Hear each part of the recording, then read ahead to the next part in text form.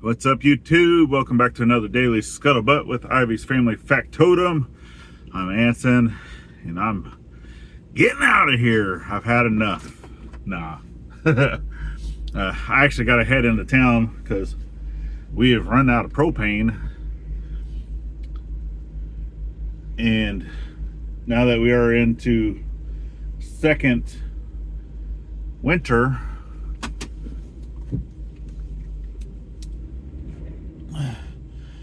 it's not feeling too great.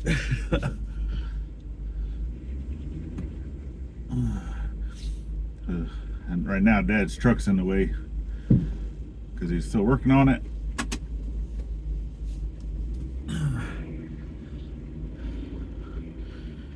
Yeah, trying to get out of here. Not a whole lot of room over here where we park because, for one, mud, right? We still have a lot of mud. So some areas you can't put a vehicle into because if you do, you're not going to be able to get back out again.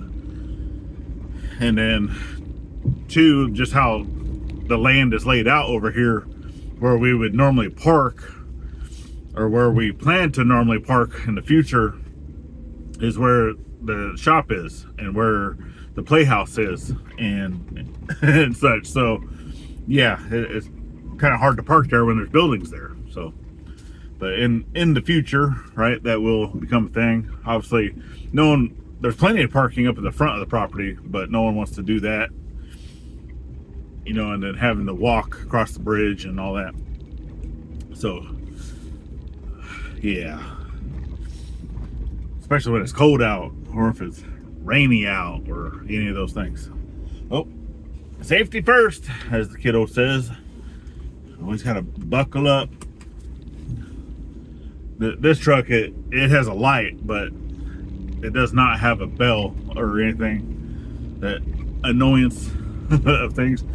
And are on a dirt road, so it's gonna get a little bumpy. I do apologize for that, but that's how the cookie crumbles when you live in the sticks. Most places out here, if you're out in the country, most places, you're gonna be on a dirt road, some type of dirt road. So it's been a while since they've been through here with the road grader, you know, to flatten everything out, get rid of all the potholes. So they did come through here, however, just the other day with a tractor and a big old giant brush hog, and they cleared the side of the road, you know, with some branches and stuff that were overhanging, which it might have been a type of flail mower, but it looked like a brush hog.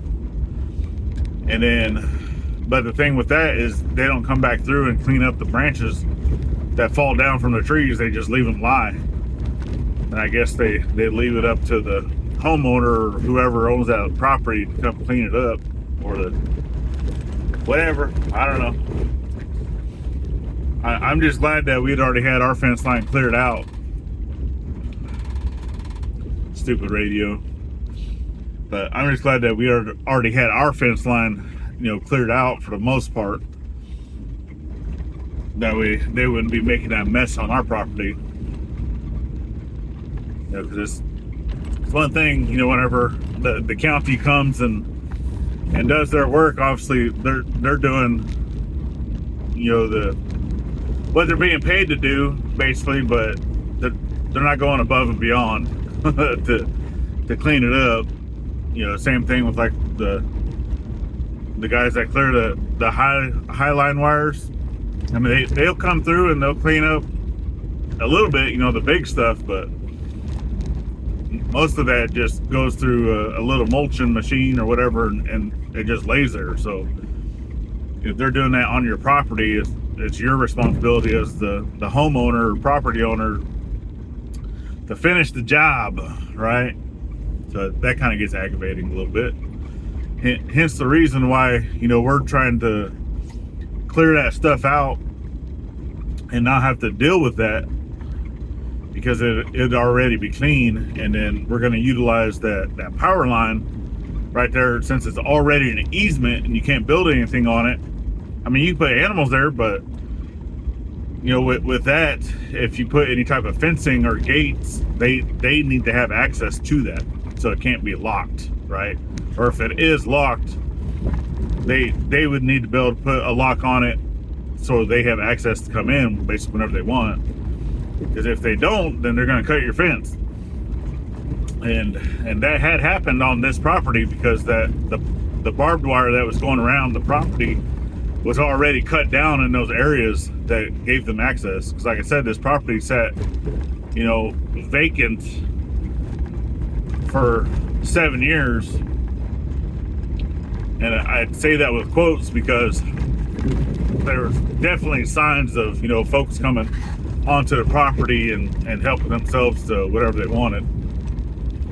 And I'm pretty certain that it was not the kiddo, you know, of the guy, because, you know, the house that used to be there, actually the front door lock was busted in, so I can tell whatever was there, you know, of interest, you know, it had already been combed through pretty good. So any tools that would have been out in the shop or stuff like that, you know, major, because I could tell there was a welder out there. I could tell there was automotive stuff and things. So if she didn't come get it or come sell it off or do whatnot, then the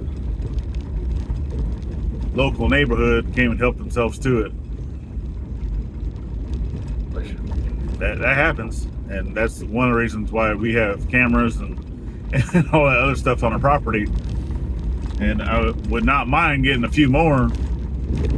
And I know once that the fiber comes through and we actually have a decent internet service, you know, I would like to have some of the cameras that actually connect, you know, to the Wi-Fi, that can actually send us, you know, real-time notifications and stuff. So, because right now I just have to rely on cameras that record, and then I go gather that data, you know, every day, sometimes every other day. So, just depends. But right now we have not caught anybody, you know, any humans, I should say, on our property. Only animals. So we'll see what happens. But yep.